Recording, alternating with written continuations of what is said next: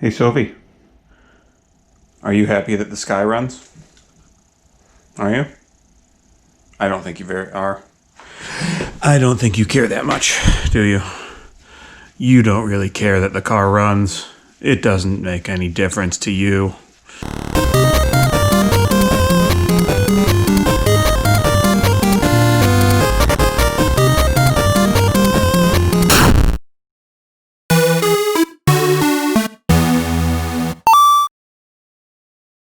A video of all that mud too. Oh well, yeah, we can look at all the mud. That's close up of half of the Midland Dam in the front of the car. Let's water some. It's our new watering utensil, the intercooler. A little teapot. All right, we got heat going in. Suction coming out. Heating that up, and we're getting steam. The next day. We let the intercooler sit overnight, so let's check and see if there's any more water in it. We can pick it up and... Doesn't sound like there's too much sloshing around in there anymore. We'll brush this off as well and double check it one more time. And if it's good, we'll throw it back on the car. I'm also going to give you a little pro tip if you are interested in starting to do this sort of stuff. Clean your bench after every day, because otherwise you come out, start a project, and this is what your bench looks like, and when you want to actually use it for something, you can't. So, yeah, let's fix that now.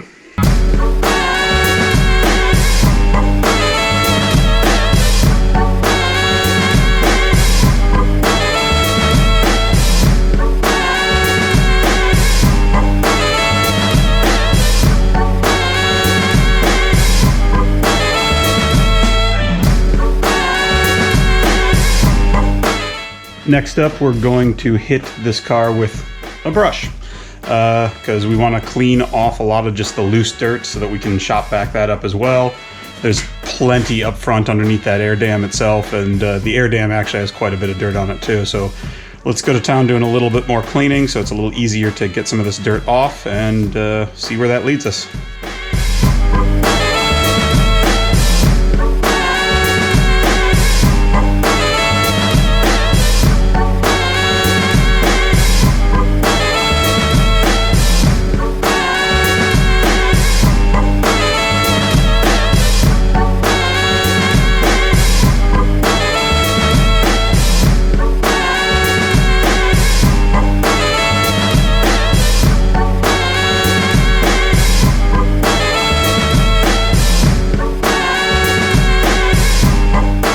Now that we can see a little better, you can tell that this is, yeah, some oil in there, but if you look where the light's actually hitting, that's pretty milky in there, and it's got the consistency of water.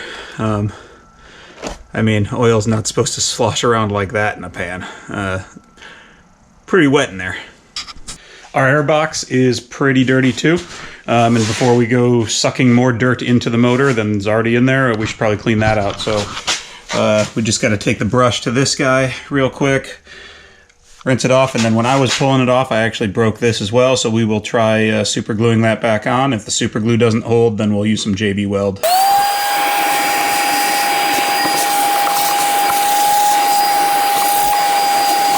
We also have to check out some of the electronic components that were underwater. We have our horn here, which probably is not going to go back on the car, but we might as well test it out and see if somebody wants that, if it works. And then we got our fan over here, so we're going to hook these up on the bench, and from there we will hook up some 12-volt sources to them and see if they make noise and spin, and we'll clean up the fan a little bit too while we're at it.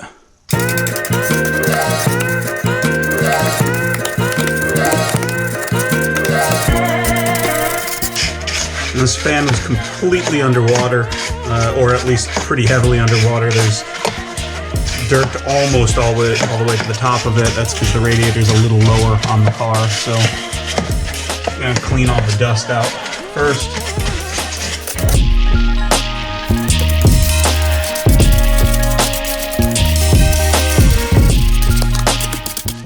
Let's hit it real quickly with the shop vac.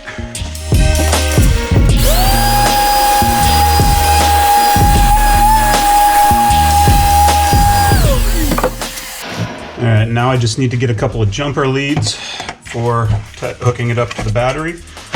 We can see that the main plug for the fan's right here, and this is probably the fan controller itself attached directly to it, so we'll bypass the fan controller, just unhook this.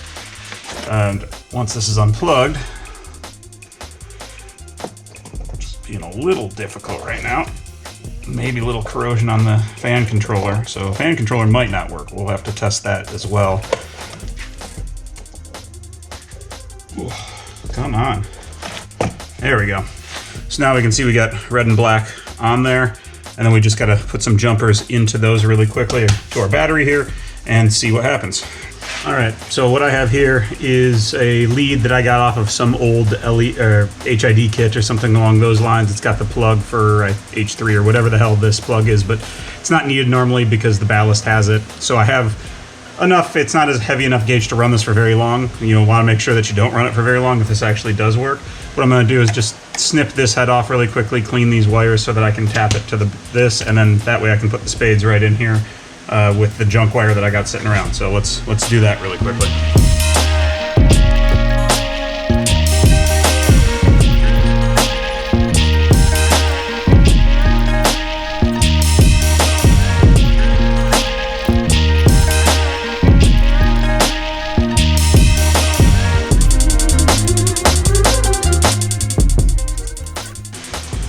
Red positive, get it close enough.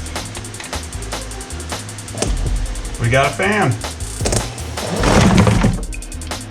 They got caught in this, well, that's why you don't put towels underneath moving fans when you try to fire them up. But the good news is our fan works. I'll have to do a little reading on the fan relay itself to see, but it actually doesn't look too bad. I think it was sealed okay. I bet you it's fine. So here we go. For the horn, I am going to be using some of the alligator clips, just like we did when we tested the other motors. I don't know which direction's which. It probably doesn't matter with this. Hook these in here like this. Make sure they are not arcing to each other. Let's get that over there. Like that. And then you just tap these guys onto the same terminals and hopefully don't go deaf if it actually works.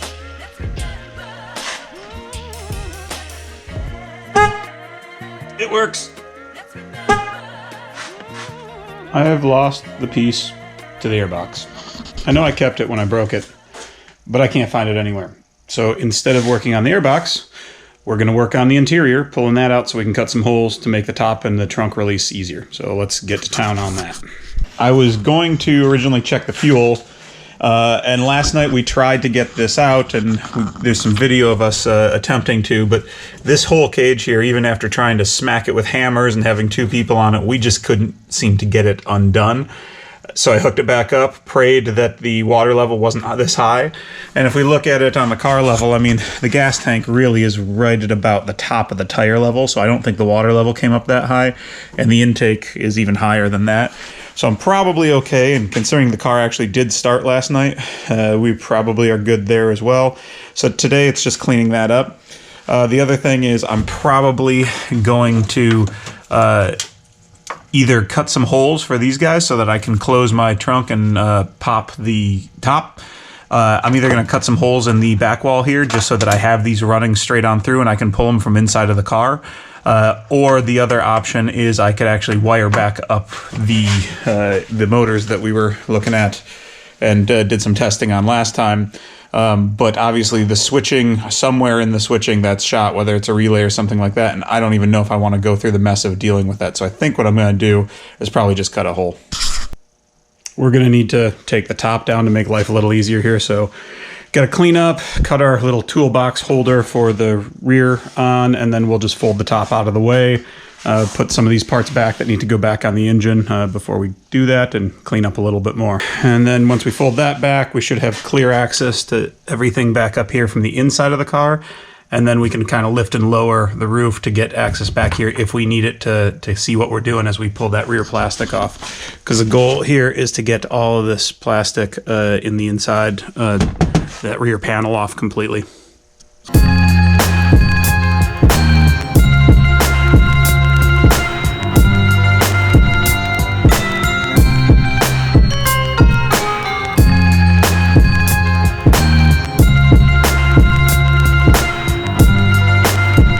So this guy came with a nice big factory custom subwoofer down here. It was probably underwater, so it's pretty shot, but the enclosure itself is nice. I wonder if all cars came with this or just the red line. Either way, that's something that I can get rid of, sell, and hopefully somebody will enjoy somewhere else. But it was pretty easy getting everything else out of here, and it looks like we've got some more control unit under here.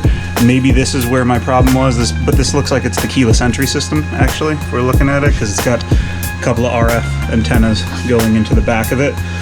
So we're going to start ripping some more stuff out of the back here.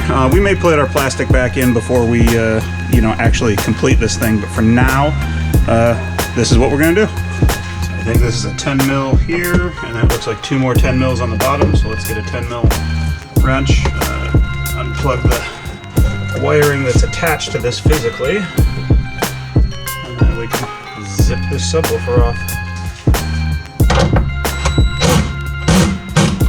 It's too shallow. Need a deep well for these.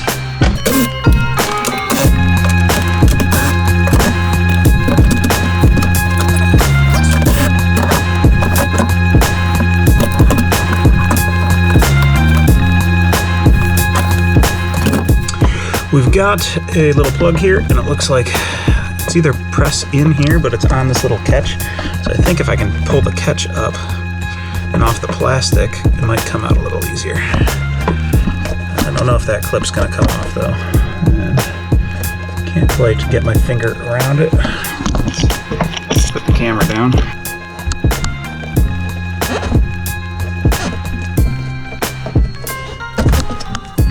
Bingo. Right below this little clip area right here is right about where our latch is, and we have pretty much a good amount of play in both the lines for the trunk release and the bolster release for the top. So I'm going to drill a little hole right here that is big enough to get those 2 lines through, put a grommet in it, and I'm just going to pull them through by hand, and then we can yank on them and open and close the trunk manually.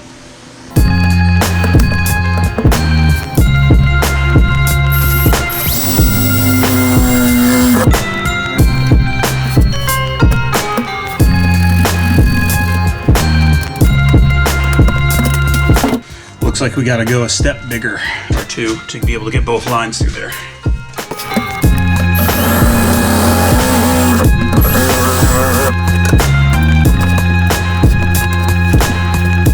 Good news is that we were able to get the hole and get the actual trunk release to work, but that's not all we need. We also need the bolster release. So these guys right here that flip up and stick in, we have to get the manual release for those, and that's a pretty big spring mechanism right here. And so I have to make a bigger hole even still, so I'm going to probably have to get out the hole saw to cut a little bit bigger hole to measure that. So I'll take out the caliper, figure out how big that is, figure out what size hole saw I need, and then I'll probably stick a piece of wood back behind our hole that we just drilled so that my hole saw is centered, and just use the same hole as the base. It looks like we're about 7/10 of an inch right now, so I'm going to have to find a hole saw that's a little bit bigger than that because we want some wobble room for that to go through.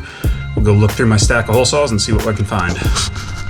I was dumb and I didn't measure first before actually cutting the first hole, and I don't have a good way of getting a plate like I thought behind that first hole, so what I ended up doing is just tapping another center punch right here.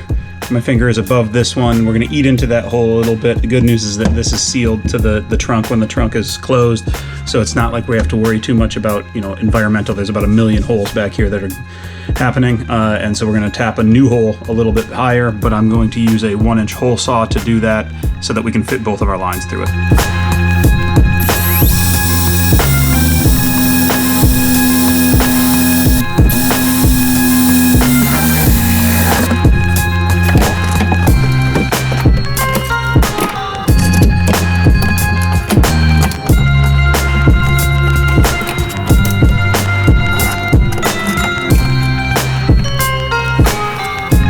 As is common for this channel, what I've done here is made a couple of holes, and then I decided I want to put a nice grommet on that so it doesn't tear up these lines as they're wiggling around with metal.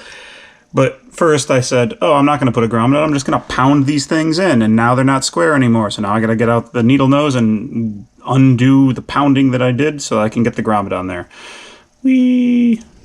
Now, there's no reason why what I've just done shouldn't work logically, but if for whatever reason when I put this top up and pull the or shut the trunk and pull the latch, if I didn't do this right, I can't get back into this trunk without cutting a giant hole or a bigger hole in the back of it. Because my emergency release down here that we were using before, yeah, it's still there, but it's connected to literally nothing. It's just hanging out here, and I don't have any of the mechanism in there to have that work anymore. So I'm directly connected up here. I'm going to put the rest of the top mechanism back together, and then I'm going to put the weather seals back together in for the drains, and then we're going to test our trunk and see what happens.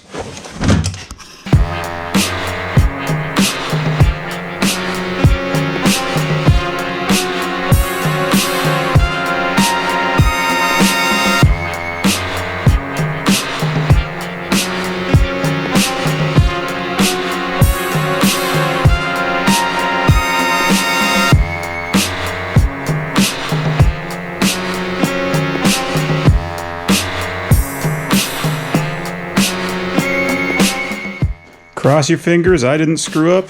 Well, got one of our flappers up over here. What's that all about? Oh, it's just this. See, appears to be just this little guy right here, which is fine. It's just a spring that retracts it when it's down. Okay. Maybe I should do this with the top up and not the top down in case I do need to drill into this trunk and I don't ruin the top. So, pull this up.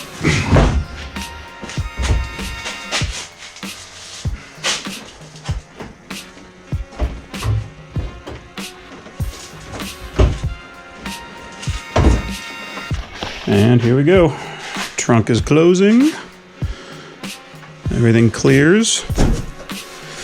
Trunk is now latched and down. It sits a little high. So first let's check the trunk latch before we do anything. So pull that. Trunk is going up.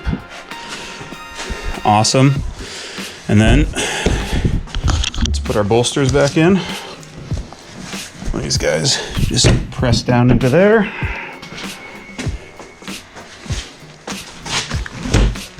Press down into there. Now we try our other connection. Oh, we're gonna need vice grips on that. That's a little bit tough to pull with your fingers when there's actually tension on it.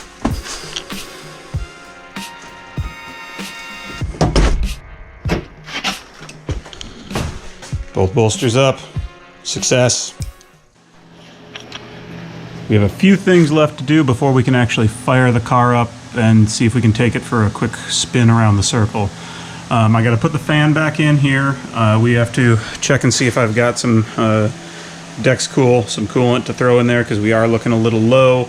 Got to top off our oil. It was a little bit low after we ran it last night, so I got to find a little bit to throw in there.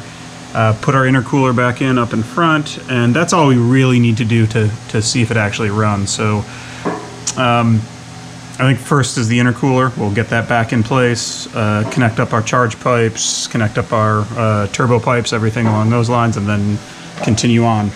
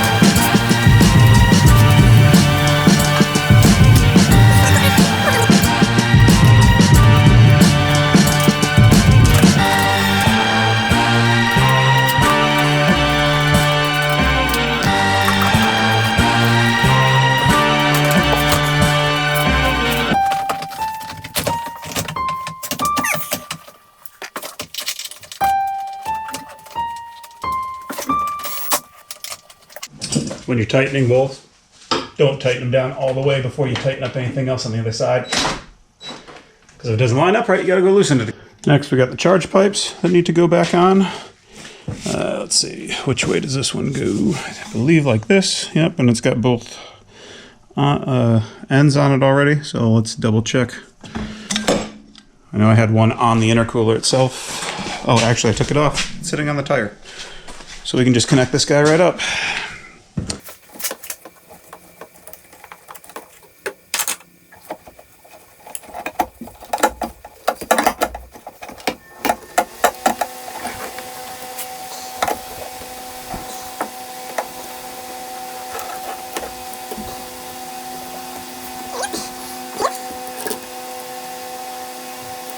All right, time for the passenger side. Right up through here, looks like this way. And am I missing it? That's where I'm missing my one. So I gotta go grab that off the other, pop that together, and that's gonna mate up to our housing right there that's sitting on the hood. So let's put all that together.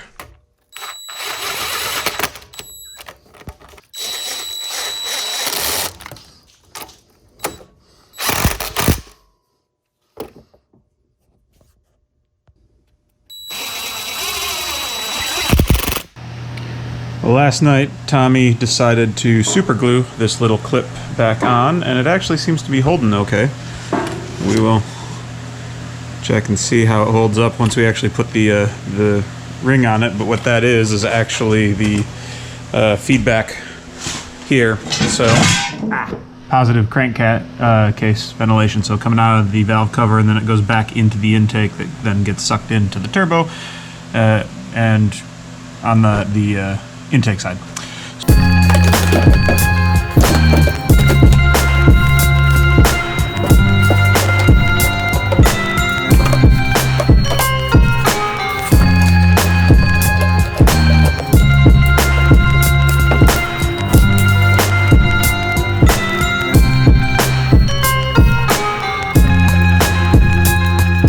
Not sure if you can hear this, but we have a running automobile, and it sounds like it's kind of ticking a little bit. But it sounds like it's mostly coming from the, maybe the valves just being a little bit dry. Not too bad from the accessory drive at all. So what we're gonna do is pop a seat in really quickly and see if it moves under its own power, if there's anything wrong with the clutch or anything along those lines.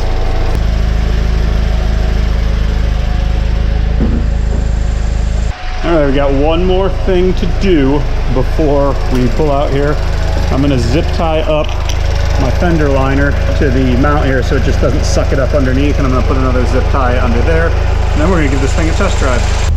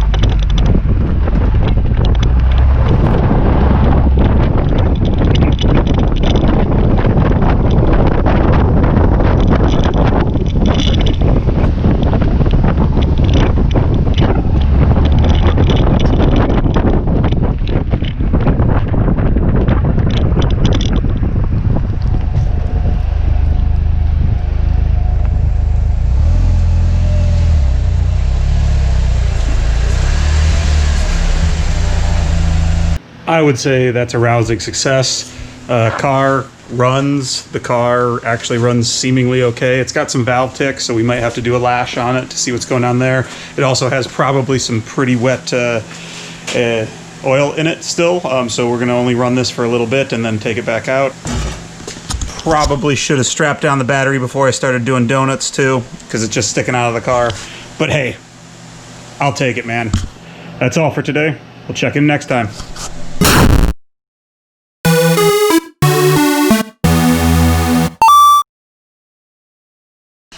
So far, I'm up $0.25 on this car as far as parts cost goes. That won't last long.